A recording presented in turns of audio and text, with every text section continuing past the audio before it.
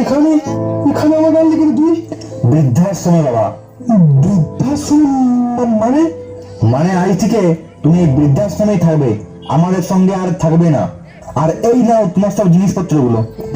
খোকা, খোকা, কি তুই বলছিস? আমি যে তোকে না দেখতে বলে বাঁচবো না রে। তোকে ছাড়া আমি এখানে কি করে একা থাকবো রে? তুই যে আমার একটু বাঁচার সম্বল। এখানে তুমি তো আর একা থাকবে না, তোমার মতো অনেকেই থাকবে। আজ থেকে ভাববে এটাই তোমার ঘর, এটাই তোমার পরিবার।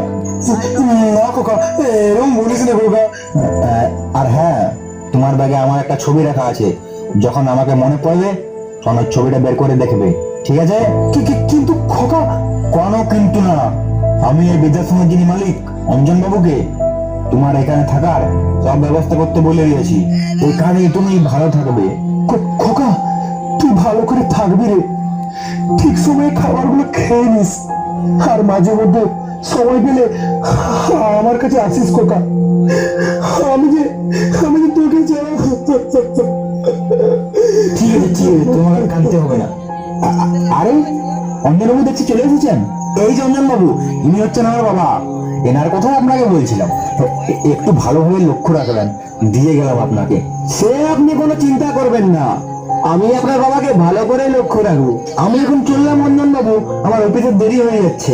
হ্যাঁ হ্যাঁ, আপনি আসুন এখন।